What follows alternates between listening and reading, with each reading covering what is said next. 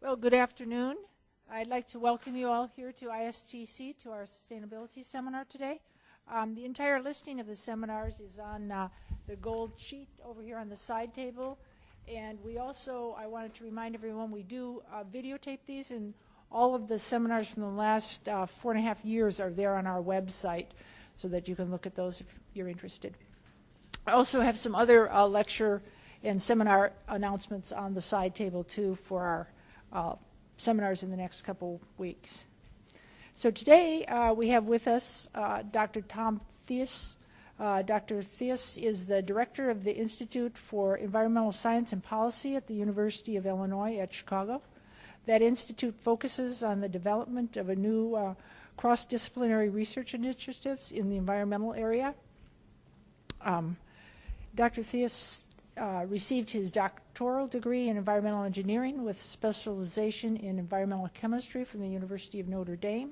And his areas of expertise include mathematical modeling and systems analysis of environmental processes, industrial pollution prevention, industrial ecology, the environmental chemistry of trace organic and inorganic substances, interfacial reactions, subsurface contaminant transport, and hazardous waste management. So we want to welcome Dr. Theis today, and he'll speak on his work on the life cycle analysis and nanotechnology. Thank you. Thanks, Nancy. Well, good afternoon. Thank you for coming. These are just a few pictures of nanostructured materials of one sort or another. I'm not sure, this is a get to know your audience moment here. How many of you work in the nano area in one capacity or another? Some sort of development or application or research of various kinds? 2. Okay. Well, then a legitimate question to ask is, what's the big deal? What's the little deal, actually, about nano?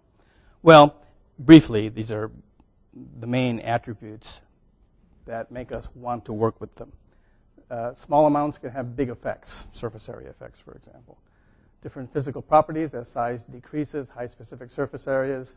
Oftentimes, the function of these things can be sort of tuned by altering their composition or size or shape or temperature or pressure, these kinds of things. So they can sort of be engineered. My engineering friends are, when they work with these things, it's like a candy store to them. They just go crazy about all the possibilities.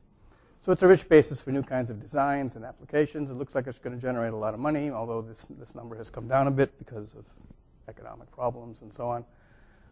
We're talking about fairly hefty production rates, 10 to the 5th metric tons per year. This was the prediction in 2004, but I'll show you a graph. It looks like it's pretty close to what's actually happening. But the main thing is it's what we call an enabling technology with implications for all kinds of things in the future. Some of them really good things that'll make our lives better, perhaps society more sustainable, but other things, toxicity issues and other kinds of environmental impacts that we're not so sure about right now. One way to classify nanoscale structures in terms of their dimensions, where there's one-dimensional, which is mostly thin film devices of one kind or another. We have two-dimensional fibers or wires or rods kind of thing, or sometimes 2 dimensions can be 1 dimensions that are sort of stacked on top of one another. And then there are the 3-dimensional things, which includes nanoparticles, and that's where all the fuss is these days, and the human health effects. The life cycle assessment is one of the tools that we use to try to look at a holistic view of the impacts of whatever the product or the material is on the environment. One of the funny things about it is it actually grew out of industry needs to understand manufacturing and their rather increasingly complicated supply chains. So it's an industry tool, actually, and over the years it's been kind of adapted to not just the supply chain, but also the complete product chain, which means post-consumer disposition of products and materials. And it's been updated to include environmental impacts, not just energy or cost kinds of impacts. Usually, a given product chain is divided into 4 broadly defined areas: the acquisition of materials, manufacturing and fabrication, the actual product use, and then downstream disposition of the product. But each one of those can be further subdivided into one thing or another. What's it good for? Lots of things. I have to put this slide up because there's a lot of skepticism about life cycle we find out there. First of all, it's a very good way to identify energy and material waste hotspots in a given product chain.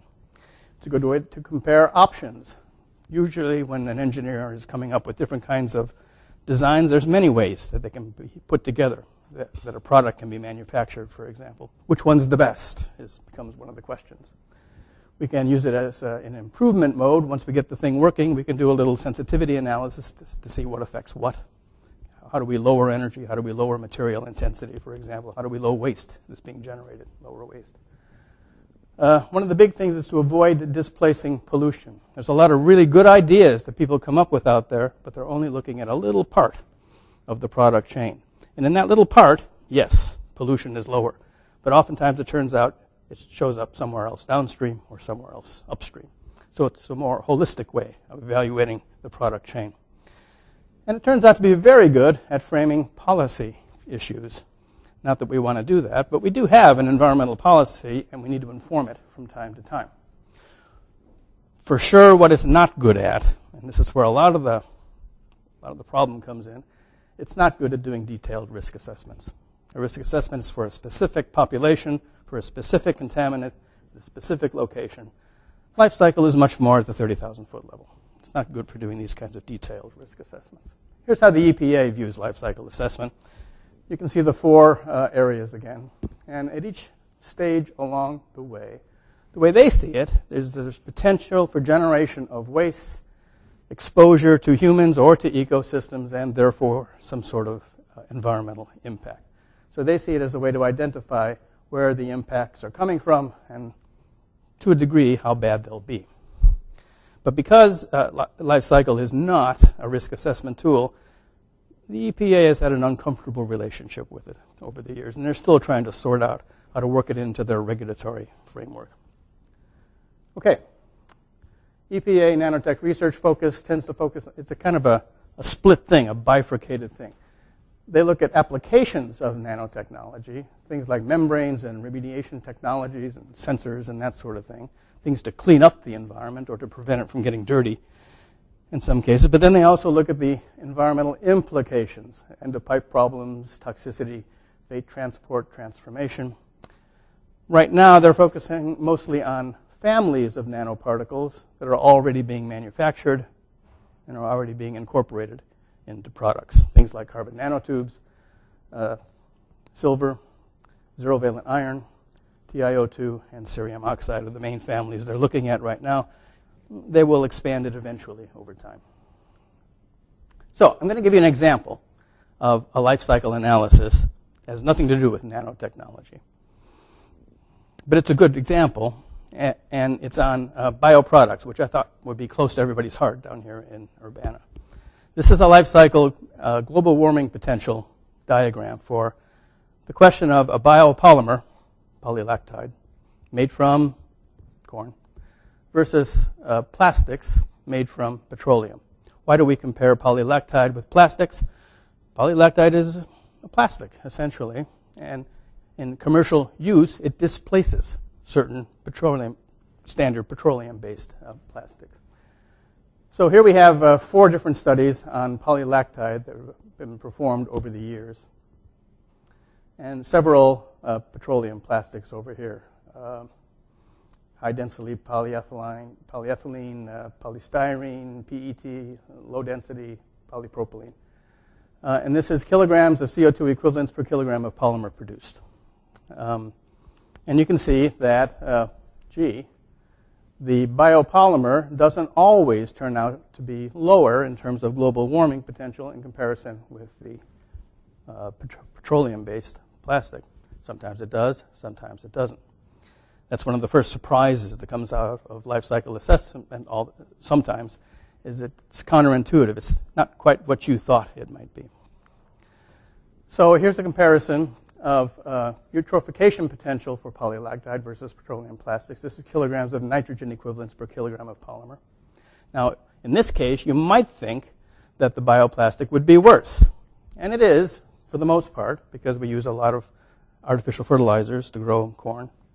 So there's the nitrogen signature for polylactide. Here's all the plastic signatures. PET has a fairly robust nitrogen signature during its manufacture. It has to do with the making of acrylonitrile. So sometimes, again, it's better, and sometimes it turns out to be worse. When we're all said and done, we can do these kinds of broad-based analyses with our life cycle. What we're looking at here are two different kinds of environmental impacts. On the y-axis is the global warming potential. It's the percent of the global warming potential of the fossil fuel counterpart. So made from regular oil, crude oil. And over on the x-axis is the eutrophication potential, grams of nitrate per megajoule of energy expended.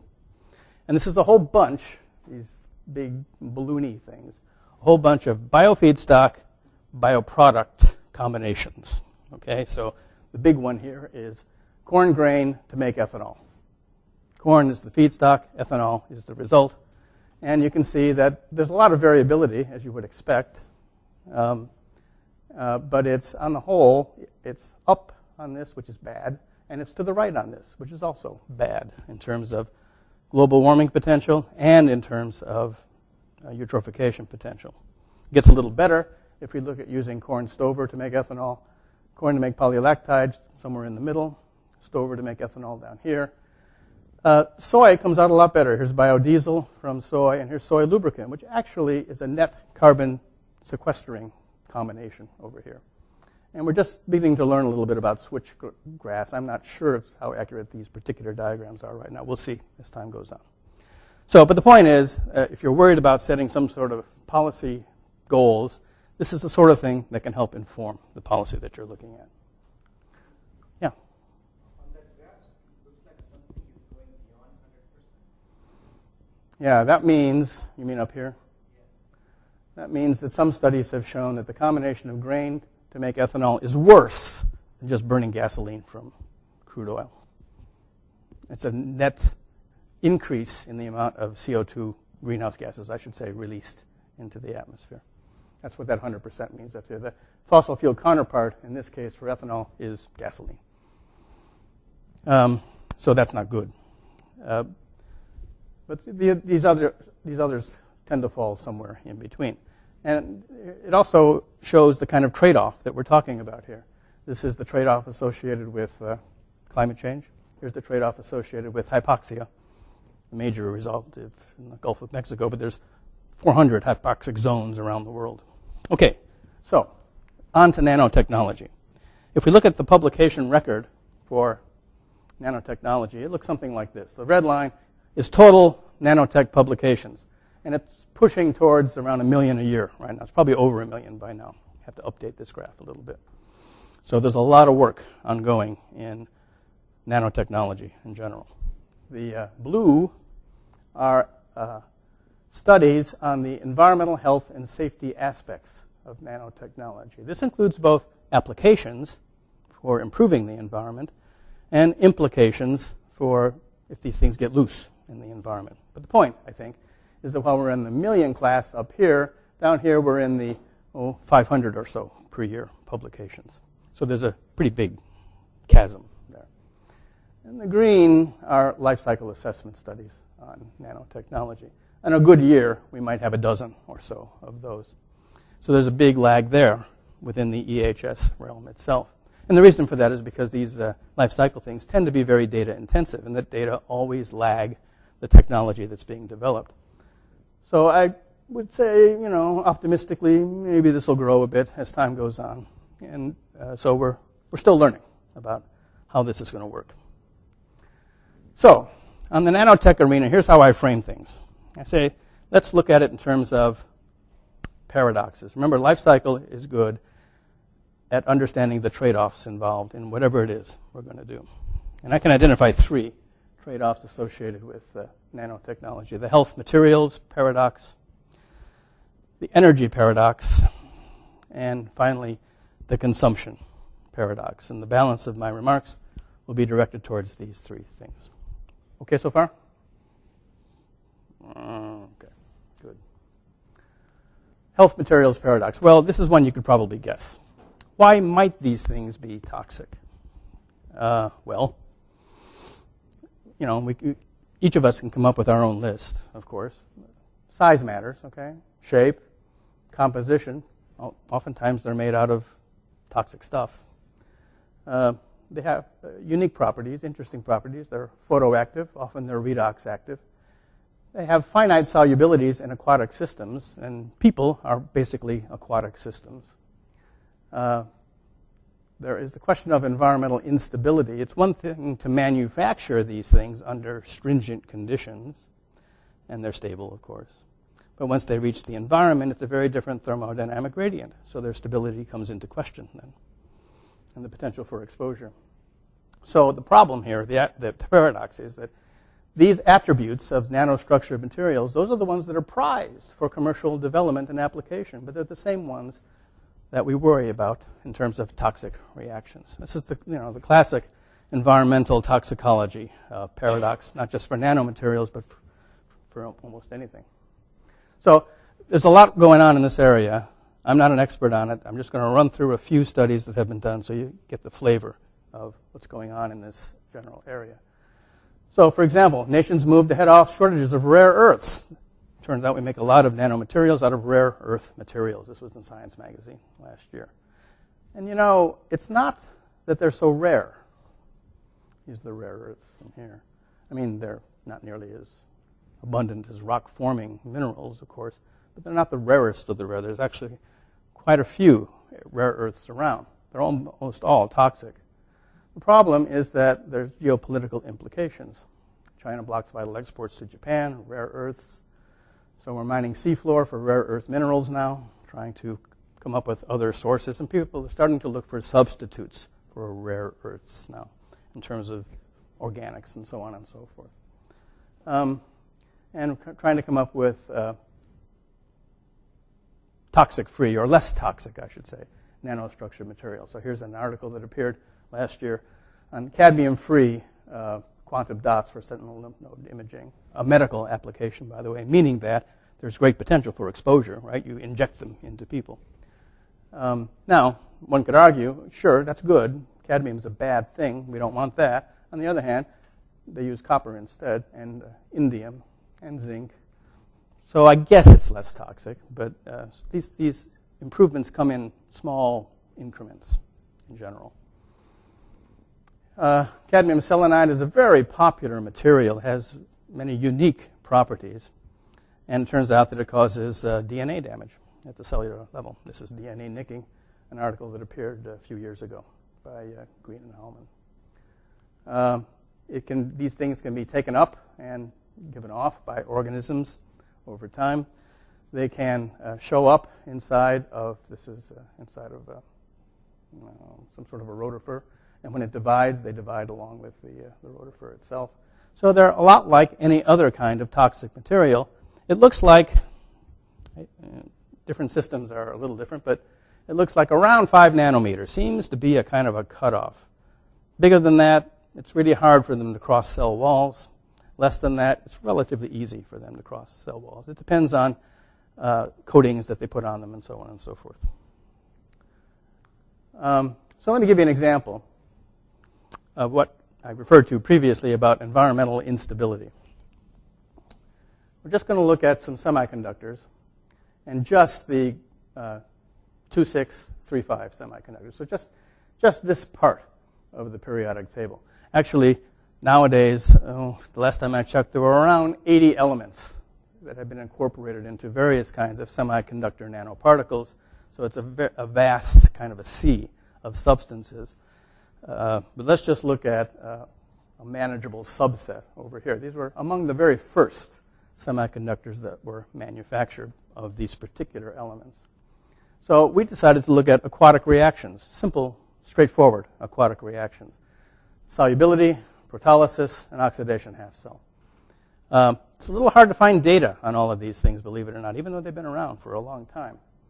But we found some for cadmium selenide. We looked at solubility in water. Now, there was a range of solubility products, so this is kind of an envelope from the more soluble to the less soluble, depending upon the solubility product that you believe. When you look at this, it follows a standard kind of a metal cation anion pair solubility reaching a dip somewhere, or minimum, and then going up as the pH is varied. Now, but if you look at the physiological pH range, you have to say, no matter which one you're looking at, we would have to say that the solubility is pretty low. We're down in the picomolar range for cadmium. So that looks pretty good. And people who, if you just look at this level of analysis, we would say, oh yeah, don't worry about it. It's not going to cause any problem. It won't dissolve on you. On the other hand, if you look at the Porbet diagram for it, look at the redox behavior along with the acid-base behavior, we get a very different picture.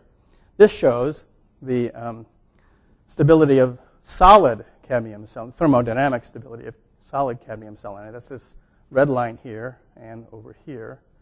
And you can see that, yes, it's stable if conditions are reducing enough, chemically reducing. But if it gets oxidizing, well, then all kinds of things, it starts to dissolve into selenate, into CD2+, and various oxyanions of selenium. So there is a strict stability limit. It's a little bit of function of pH. But if we superimpose the typical PE-pH ranges of various kinds of natural waters, you can see that for many of them, like rainwater and various kinds of natural waters, and even some sediments and soils, they're well into the range where we would not expect this particular nanostructured material to be inside. It should dissolve in those conditions. And I've also superimposed the intercellular environment right here. Most cells operate in a fairly narrow pH range. They're heavily buffered, but a surprisingly wide redox range. That's where all the energy action is, shifting electrons around. So under certain conditions, inside the cell, we might expect to see cadmium selenide dissolve in here rather than be a stable sort of a substance. So there's a reason to worry. People looked at this and said, oh, this is a basis for a toxicity mechanism.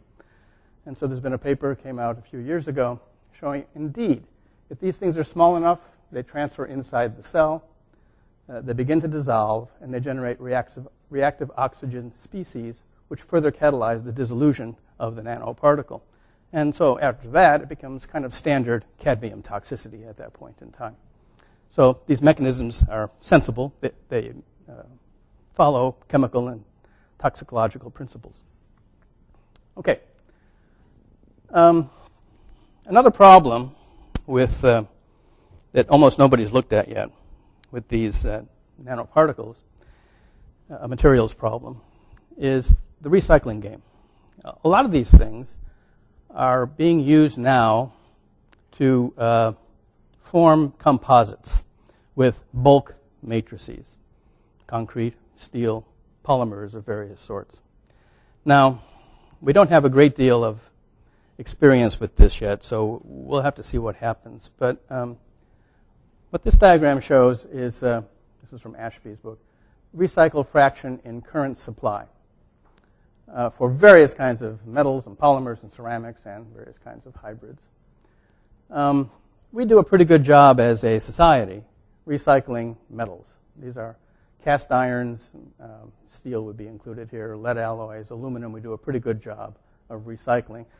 50 or 60% is pretty good, by the way. And then various kinds of specialty alloys and so on. It drops down from there.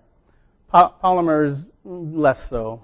And ceramics, to a degree, but not that much. And hybrids, almost not at all.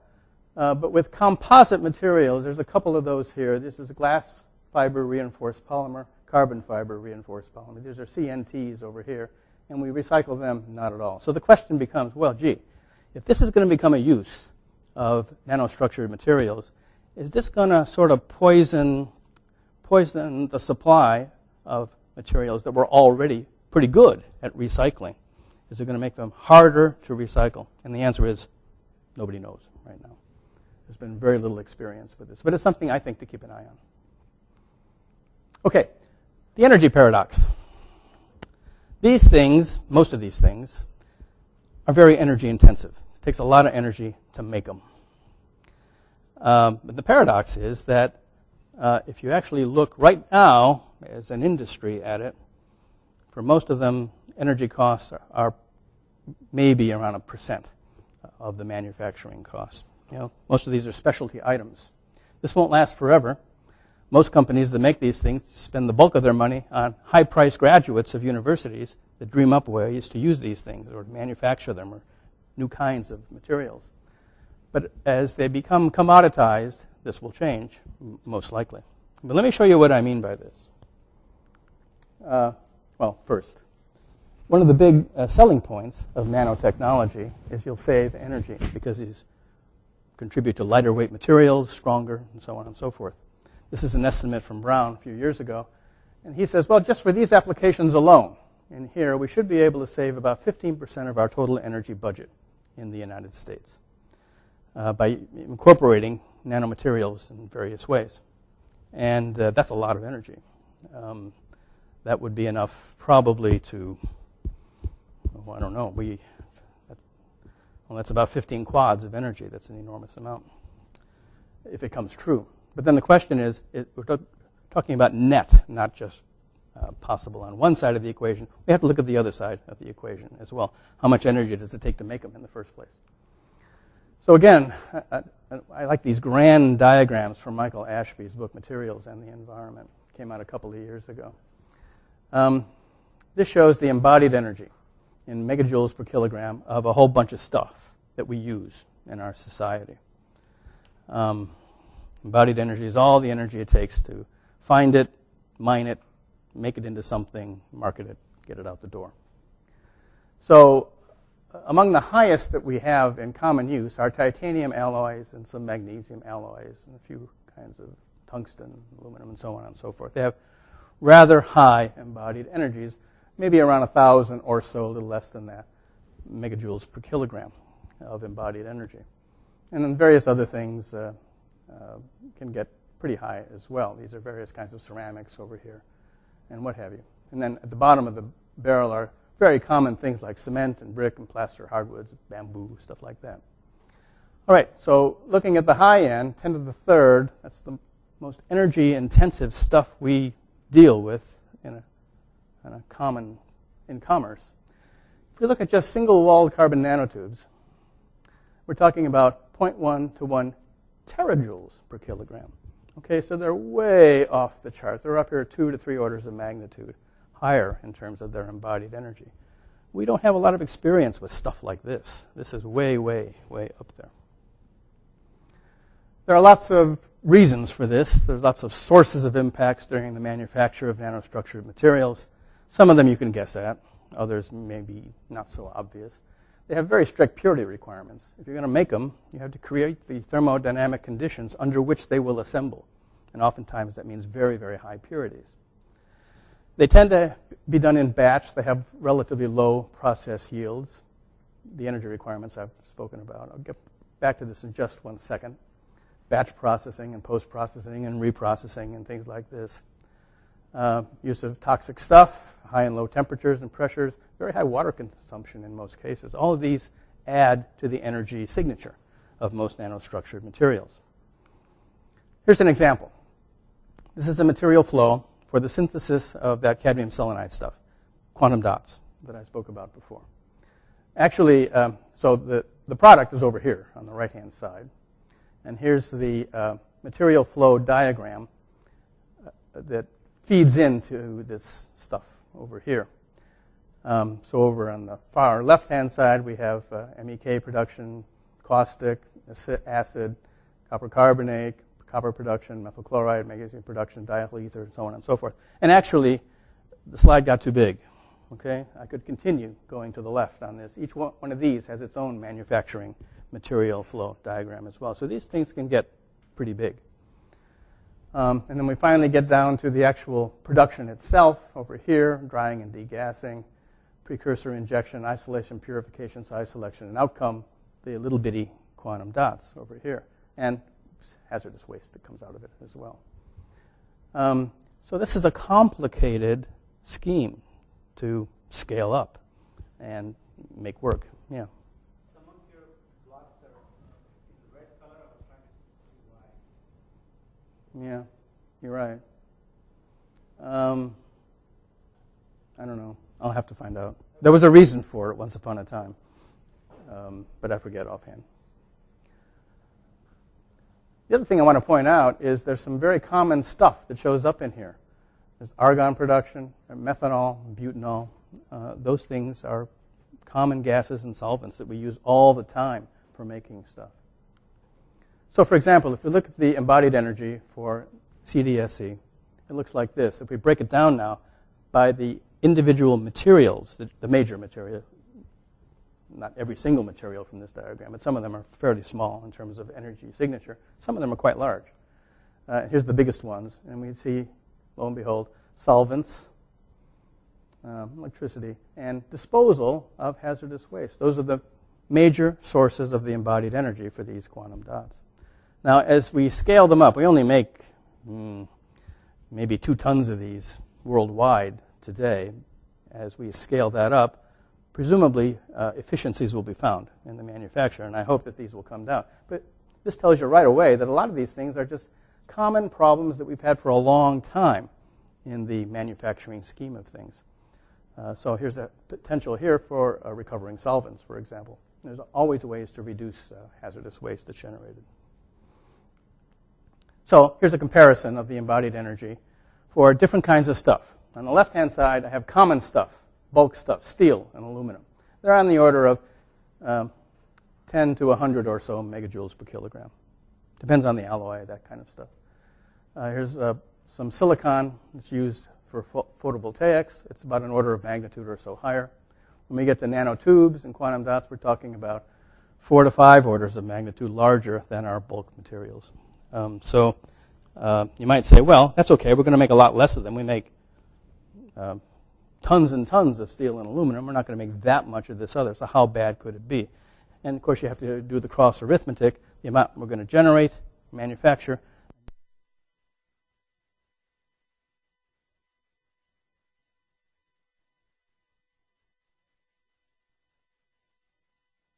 They thought by around 2020 or so, we produce around 10 to the 5th metric tons of these things. Well, we looked into it just a couple of years, well, last year, actually. Quite good. Well, was that right or not? And actually, they didn't do too bad because that 10 to the 5th number. Here's a series of nanoparticles down here that we manufacture. If you sum all these up, it's a little more than 10 to the 5th, but within a factor of 2 or 3, close enough. Not bad for a first guess. Where they missed the boat, the Royal Society, was in nano-sized titanium dioxide. Sorry.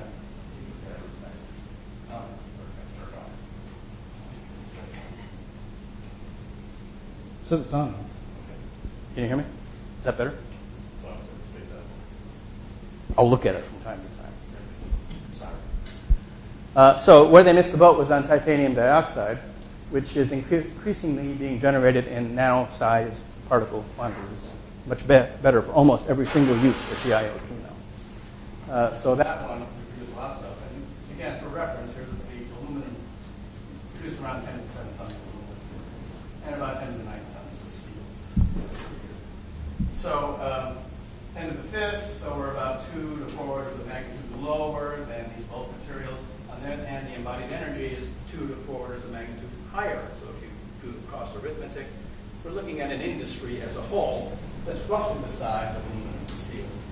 So it's a big energy consumer. It has the potential to do that. So what are the questions? I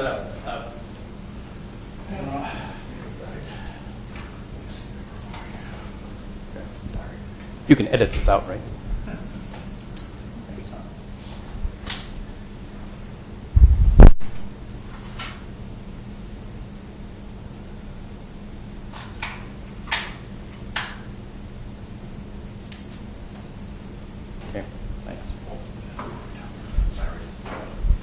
Goes off again, I'll shout. So one of the questions a lot of people in the environmental game want to know is, okay, if we're going to make all this stuff, 10 to the 5th tons, whatever it is, how much of it is going to find its way into various quarters of the environment, including human beings? And the answer, what's the source term? And nobody knows. We just don't have enough experience. We can make a rough guess. These are where nanostructured materials products have found their way into so far. It's not the final list, I'm sure, but it's a start. So food and beverage is number one. We add nanoparticles to food all the time. Biomedical and healthcare is number two. Paints and coatings, that's TiO2 right there. Various kinds of agricultural applications. Children's goods, appliances, computers, of course, lighting, solar applications, fitness. You can get these fiber-reinforced tennis rackets now. They're all great. Various kinds of automotive applications. And then that composite business that I talked about before. So, in a qualitative sense, we can say, well, food and beverage, that's a high potential for exposure. Composites probably a relatively low answer. Is it mostly in the food and beverage containers or actually? No, it's in the food. They use a lot of titanium, food-grade titanium. It's approved by the FDA. Well, it can do a lot of things. It's a disinfectant. It adds, slurry, so it adds like a gravy or something like that. And the smaller it is, the more effective it is. I think there are limits on how much they're allowed to add. And of course, they do lots and lots of toxicity studies on these things. But the problem with a lot of these is they may be intended for one application, food and beverage, but they may end up entirely someplace else. Once you eat it, it goes through the wastewater treatment process, has some impacts there. It goes to receiving water, has some impacts there. So a lot of this we're still trying to slow down. So this has led to the whole idea of greening the product chain, the nano product chain. And the way this goes is we try to apply certain things that we think are the right things to do. So, various kinds of design for the environment, principles of which there are many. Various approaches to green engineering, green chemistry. Various kinds of business practice built on the concept of systems thinking, what we call eco-efficiency. You can look up any of these things. There's many, many papers about each one of these. And that's great. And that's what we need to do, obviously. We can't keep going around with these huge embodied energy signatures. It's just too costly. Ultimately, it would be too costly if you make them at all. Well, fine. And this leads me to my third paradox. That's the consumption paradox. There's a couple of hidden assumptions here. Well, maybe not so hidden. The first one is pretty overt. It goes like this. If we can green the product chain enough, that is, incorporate those principles enough, then we should see better material and energy efficiencies and effectively decoupling environmental impacts from the consumptive habits of the human population. That's sort of the ultimate for environmental people is, make all the stuff you want. Let's just make it so it can't possibly harm the environment by greening the entire product chain. And that's a great goal to set. But it is a goal. It's an assumption that we can do this at all. The second one is a little more subtle. He comes up, I'm always afraid he's going to. The second one is a little more subtle. It goes sort of like this. This is an assumption now. If we produce more stuff that's more efficiently produced, product and services, usually at lower costs, then societal benefits will necessarily follow from that. Okay, so we make more good stuff, green stuff, then we'll buy it, we'll use it, and we'll all benefit from it. Okay, is that understood? All you have to do is go to a Target store and you can see this unfolding before your very eyes, or Walmart. Okay, but both of these are assumptions, okay, and this is what leads to the consumption paradox. There's a thing in economics that we talk about the rebound effect, which is something like if you improve the efficiency enough of a product or a service, and the price falls low enough, consumers will demand more of it. That's called rebound. If it's just a little more, it's called rebound. If the benefit is negated, that's called backfire. actually happen? Is that, economists are split about this quite a bit. And I have to say, yes, I think it does. And it's not just my opinion. Let's go back to aluminum. We make 10 to the 7 tons of it now per year. This is the history of our production of aluminum. This is the world production of aluminum. So on the left axis is the efficiency measures. Kilograms of aluminum produced per gigajoule of electricity consumed. So there's the efficiency. So, we started producing aluminum in bulk around 1900 or so.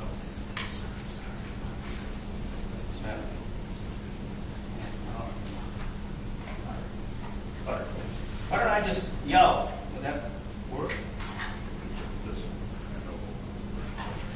While we're in a pause, I suppose Yes, I go ahead. could interject a bit. I remember reading a couple studies on the phenomenon of people buying hybrid cars, and because they have perceived fuel economy, they drive the car more than they would if they had more gas than they would if they had a lower fuel economy car.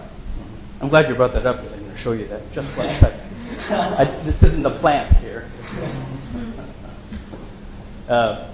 Complete this particular diagram. This shows the efficiency. It's increased by about a factor of 4 or so over 100 years. That's a pretty good deal. But here's our consumption of aluminum, which is increased by a factor of about 35 over the same period of time. So there's a complete backfire effect there. Much more efficient to produce aluminum. We consume even more of it because of that. And the price has fallen enormously. Can you superimpose population on this? Yeah.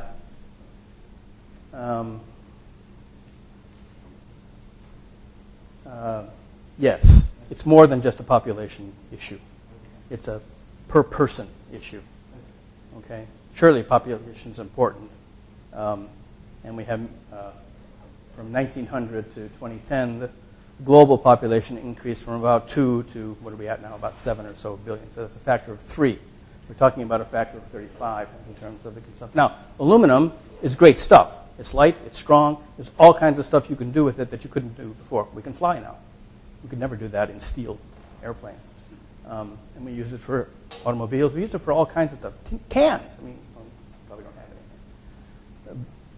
It's made the packaging and sale of beverages much more widespread and possible. So this is from a friend of mine, Tim Gutowski at MIT. It wasn't just this. I'm not going to show you every single graph that he did. But he did look at several economic sectors, from materials, there's the aluminum one, to food in the form of nitrogen artificial fertilizer, energy from coal, oil, and natural gas, and transportation, rail, air travel, and motor vehicle travel. There's your point down here. And he looked at fairly extended time periods here.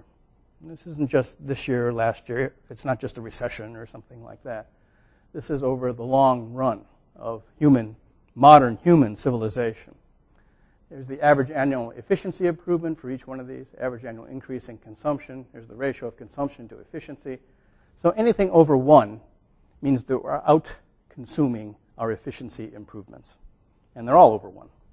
The only one that comes close is freight travel on rail travel.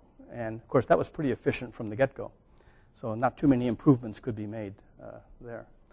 So you look at this and you say, holy cow, this is virtually all of our society right here, all the major stuff that we do, and we're out-consuming our efficiency improvements. So the question I pose then is, well, gee, is nanotechnology going to reverse these trends, or is it going to become a victim of these trends? And I don't know the answer to that. But let's look at an example, okay? A strict nano example. Artificial lighting. Tim didn't look at this, so I picked it. It's the only one left that he didn't look at. It's you have to think about this a minute. I mean, here it is, right there and there. There's no realistic substitution for artificial lighting. Sun goes down, either you turn on a light or you sit in the dark. Now, the conveyances for light have changed over time. Of course, candles and various kinds of light bulbs and so on and so forth. But light itself, artificial light itself, there isn't that substitution. Anybody who's tried to read a book by starlight or by moonlight knows that's not a good substitution for artificial lighting. It's undergoing a nano-enabled evolution to solid-state lighting, mostly LEDs. And those things are great. They're about 10 times as efficient as incandescent, twice as efficient as fluorescent, maybe even more than that. They last a lot longer than these other things. So a natural thing to assume is that, well, then we'll use less energy for lighting and generate fewer energy-related emissions, right? Every time you turn on a light, a coal plant somewhere is going on and feeding that light, and that generates contaminants. So that's a logical assumption. And if you go to the Department of Energy, this is exactly what they say. This is their projections as solid-state lighting penetrates the lighting market over the next 15 to 20 years. Here's what they say. This is the energy we use for lighting over time. And there's the reference. This is business as usual, which I guess means fluorescence, or some combination of fluorescence and high-intensity discharge and so on.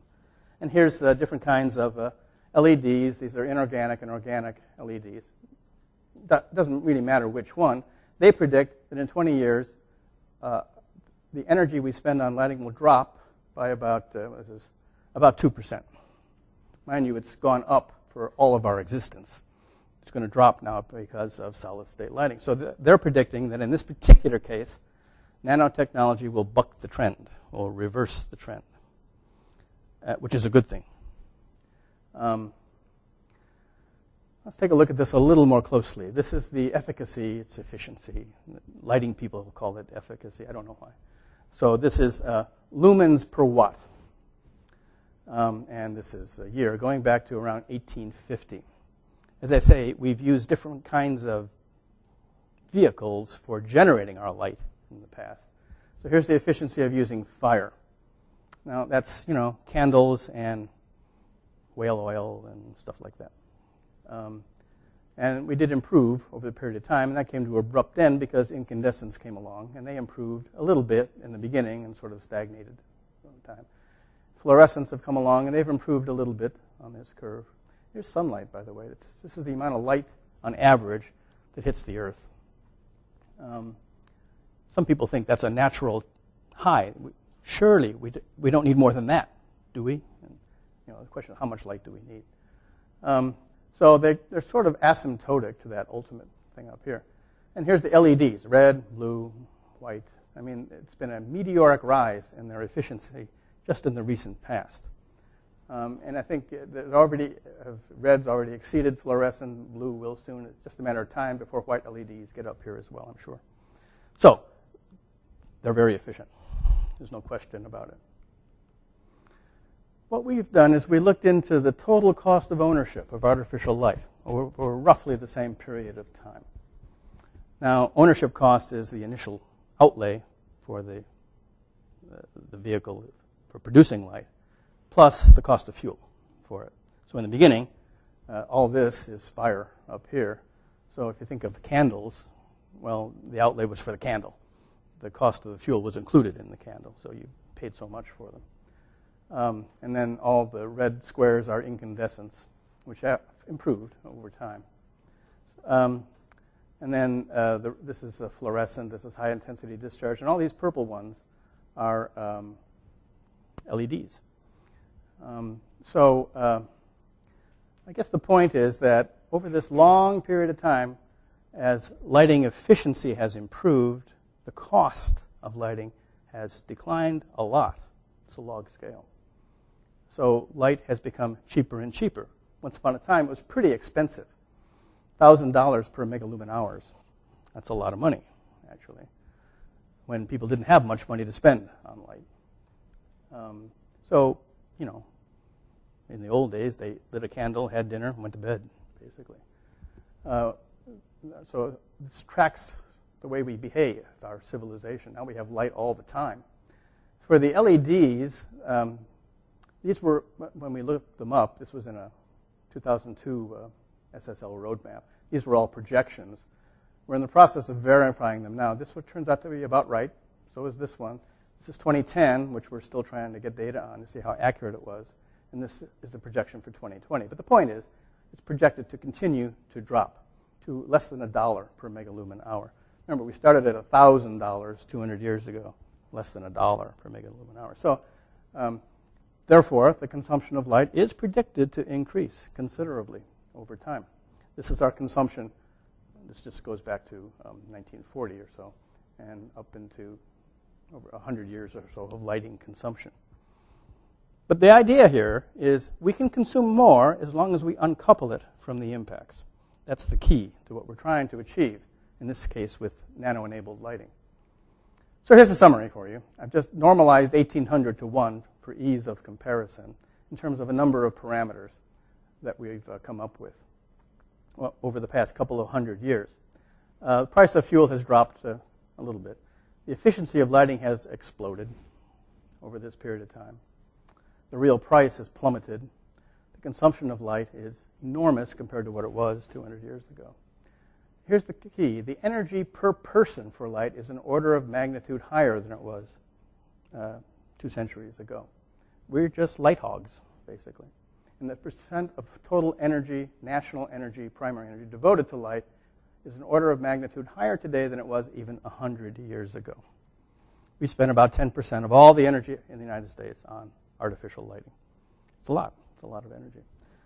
So this is what we're looking at, and we're trying to figure out, is nanotech going to lower this? Department of Energy says, well, we can get that down to 8%, which, by the way, is still triple the world average. So we still have a ways to go. So we'll see. We'll have to stay tuned for this. So, but we asked ourselves, well, what's going on here? Why do we crave light? What are we getting for it? What's the advantage to our society for consuming all this light that we're consuming? So we looked up, what do we use LEDs for now? They haven't really gotten into the residential market to speak of yet. But we use it for lots and lots of other things. And I think it's illustrative. Just take a quick scroll through applications of LED solid-state lighting. There are medical applications, much better diagnostics now. That's a good thing. That's better healthcare. And presumably it's cheaper, although healthcare keeps going up. But it's not LED's fault. Headlights in cars. It's a safety thing, right? You can see farther, more acute night vision. Of course, TVs. We all have one of these now. Cockpit of an airplane, so the pilot can see the instruments a little bit better. That's a good thing, right? How about lighting on runways? That's all LED lights, and that's a good thing. You can see where to land, especially at night. So that's a safety kind of an issue. So these are things that improve the quality of our lives, improve the productivity of our lives. So that's a good thing. That's what we're getting for this increased consumption of light. But it goes on.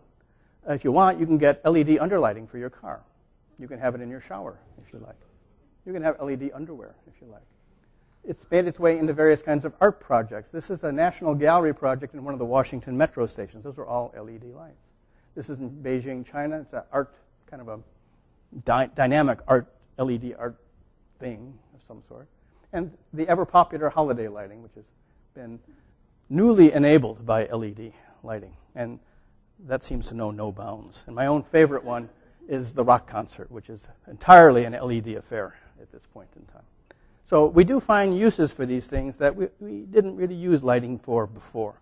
And I'm not sure there's an upper bound for this, to be honest with you. So I'm not sure how this is going to turn out in terms of the amount of energy we spend on lighting as we go forward. So here's what I would pose to you. There are costs and there are benefits. For each one of these applications in the LED lighting, viewed by itself, is more efficient than what it replaced. No question about that. Many of these things, maybe all of them, I'm not a very good judge of this, help us be safer, healthier, happier, more productive, and, in a word, greener. And that's good too. But when we view it collectively, will our energy and material consumption continue to increase? In other words, maybe nano will make us greener, but will it make us more sustainable over the long term? And I don't know the answer to that. There's an interesting paper that came out last year by Jeff Sau at Sandia Laboratories. Jeff is a great guy. He's contributed an enormous amount over many years to the whole LED lighting revolution. And he has he's a physicist, and he works in the lab, and he's come up with ingenious ways to improve the efficiency of LED lighting. He's been an outspoken proponent of LED. This is the way to go in the future. And he has many followers, including the Secretary of Energy right now in the U.S. He teamed up, he's published zillions of papers on this, and they're all really, really good stuff, good science. He teamed up with a guy named Harry Saunders, who is not a physicist.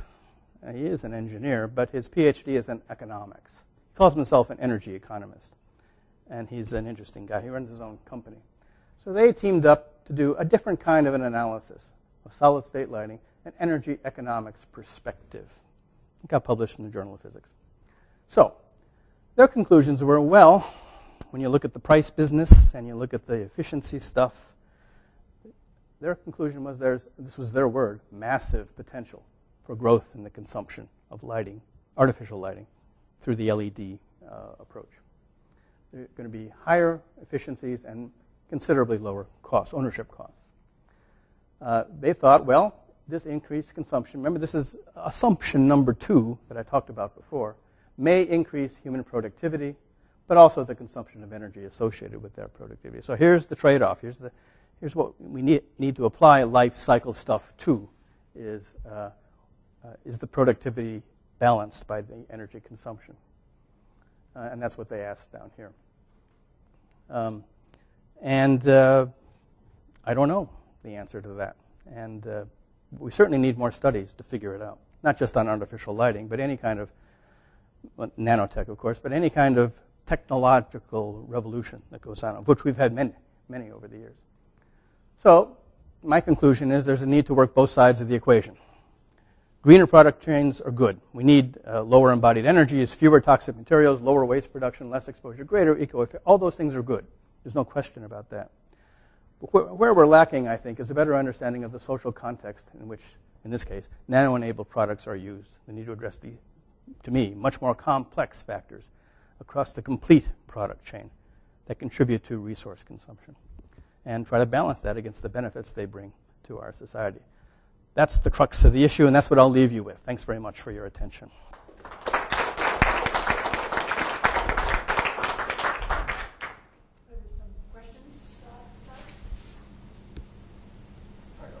What compact fluorescence, where do you see LEDs coming in to replace those? When's this going to happen? Yeah, I mean, do you see that happening? It's already happening. But it's just too, it's more expensive than it just have the price hasn't come down. But, yeah, one of the tricks is figuring out how to factor in the savings of the future, discount them to the present day. I don't know what's going on around here, but the UIC, every now and then they re-outfit a new building, rehab it, or a classroom. And all the classrooms now, they're putting in LED lights instead of fluorescence is what they had before. So it's gradually finding its way in. I think the next big thing will be the residential market. And that's just a question, I think, of bringing the initial cost down a little bit more. These things are still a little pricey. And making it easier to screw into a standard socket, which I'm sure will happen. And that'll probably happen over the next 10 years, would be my guess. So, the laboratory is already out there. We're going to see what happens. but the contact fluorescents contain mercury. Is that They do. And then for the waste, I mean, there's tons of them out there. That's just going into landfills, right? Most likely. I mean, you're supposed to recycle. Sure. Is there anything with LED with that? Yeah, there is. There is. Yeah. Drawbacks. Well, the LEDs that are most of them that are marketed today are thin film devices, or maybe stacked thin film, so they put 2 or 3, arrange the atoms in a certain way. The ones that command the biggest percentage of the global market now are made of gallium nitride and aluminum phosphide, which are relatively innocuous materials. They only fly in the ointment so far, so they're heavy metal free to that extent. But what they do is they have a phosphor inside that creates the actual glowing effect of the light. And those use rare earths. And those are toxic, and as I mentioned, there's a bit of a supply problem with that. So they're looking around now to figure out how to make different kinds of phosphors that aren't rare earth dependent. That's what those organic LEDs are about, essentially. Just having an organic phosphor and put them in. Now, the next generation of LEDs is a bit more problematic. They're probably to incorporate nanoparticles rather than thin films.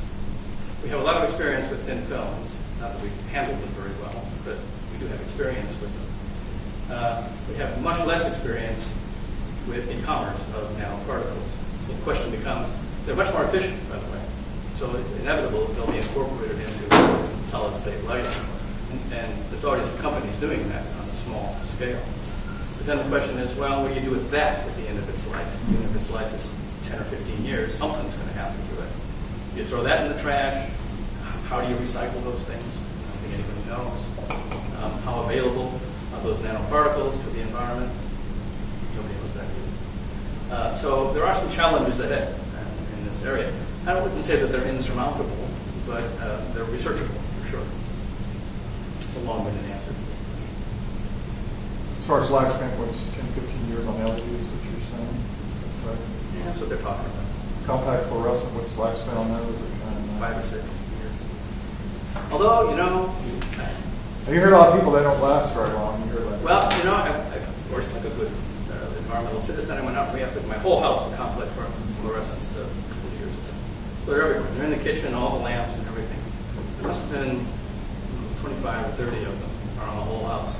And 2 of them have already burned up. That was just 2 years ago. I don't know, maybe that's the tail of the curve or something.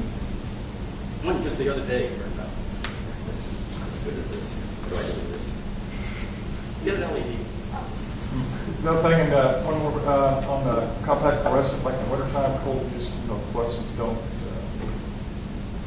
they're not as bright because the cold weather can, fluorescence. Takes a while to warm up. The LED doesn't have a problem, correct? No. They're working on the color, the warm glow business, the incandescence now. And it's just a matter of time until they figure it out. I'm quite sure. The white LED is a major area of research right now in various places.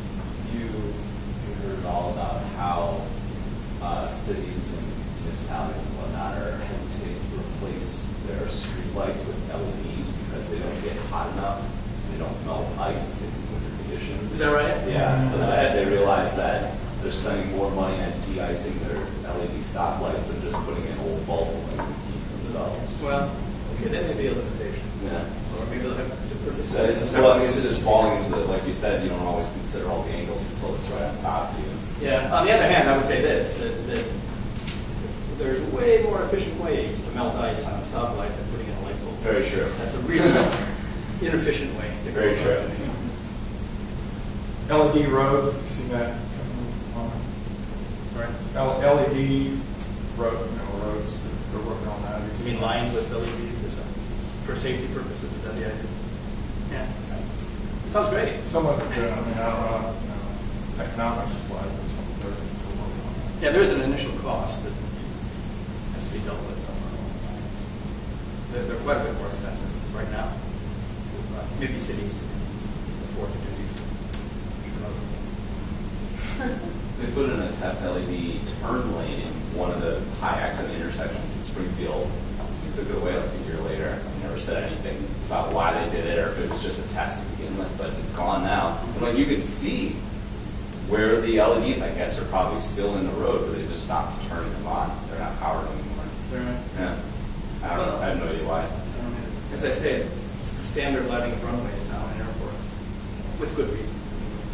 They're easy to see and they're bright, colorful.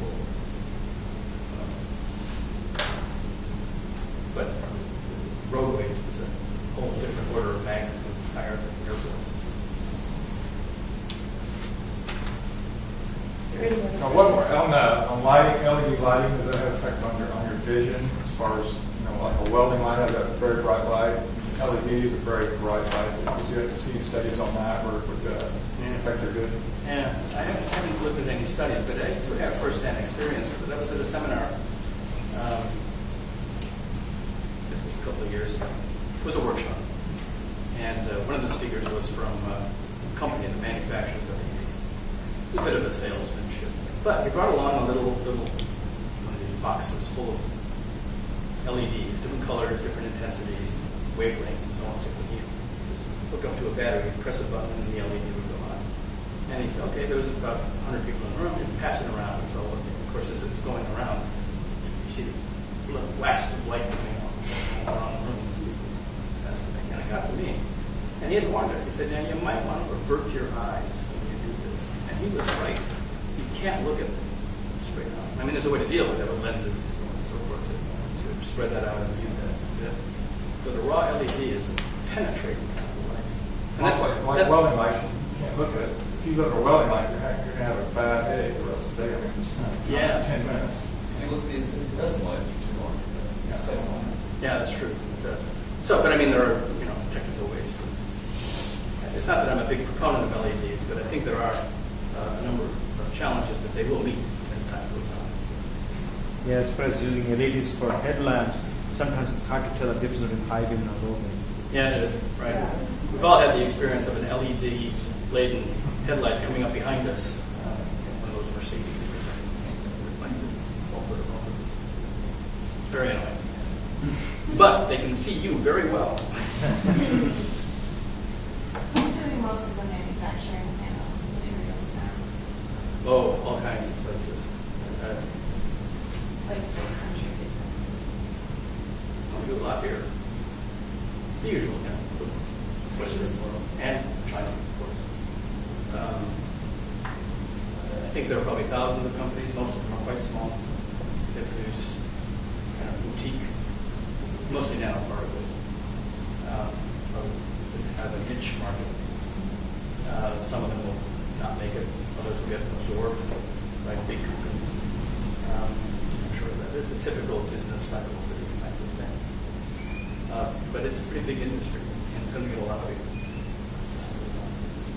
Do I understand correctly that we really don't have a handle on whether there are long-term effects of exposure?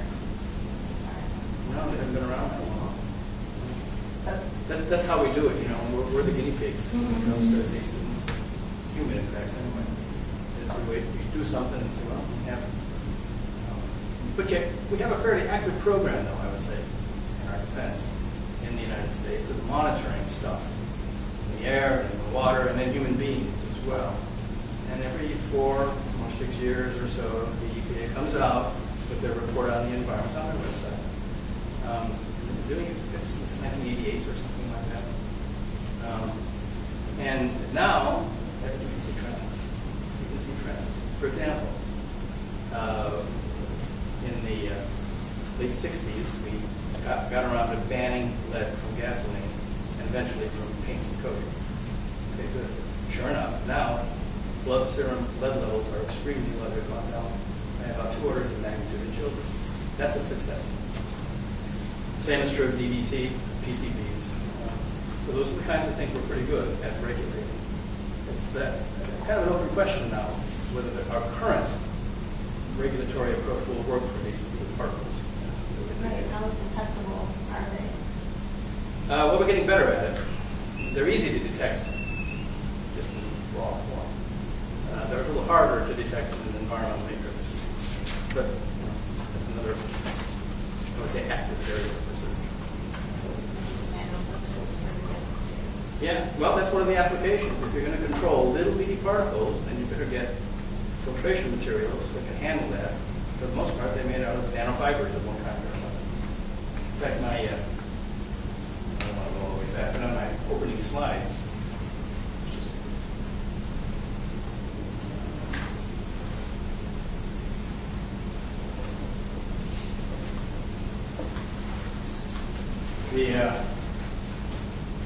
this one in the lower part. Those are forest carbon nanofibers aligned, and they have unique properties for filtration. You'd think that such tiny, tiny rods like that would impede the flow of fluids through, but they don't. They facilitate it. So water passes through very easily, and nanoparticles get hung up on it. So this is a case of a nanomaterial controlling a nanomaterial. By the way, those are quantum dots over here. Cadmium's telluride, I believe. And they produce an array of colors. And the only difference from that milky blue to that reddy thing over there is the size of the nanoparticle, from 20 down to 5 nanometers. It's all it takes in meters and radians. You can see immediate uses for something like this. Any other questions? Going back to the size of the nanoparticles, what about like if one were to inhale those? And I'm thinking of like dust in coal mines. They're nanoparticles, like 5 or 10 nanometers in size. They don't stay that way very long. Whether it's in air or in water, they agglomerate very quickly, unless they're stabilized somehow. And that's a concern, because oftentimes we want them to stay small for a particular application, colors or something like that. So they cook them with stuff to keep them dispersed. And that's a cause for concern, because now, not only do they maintain their small size, oftentimes the coatings facilitate transfers across cell walls, organic coatings of one sort, surfactant coatings. And so they can help them get across the cell wall. But the particles themselves, in their raw state, I suppose you can have an accident, an industrial accident, people get a whiff of these things. But I would guess in ordinary commerce that would be very, very rare.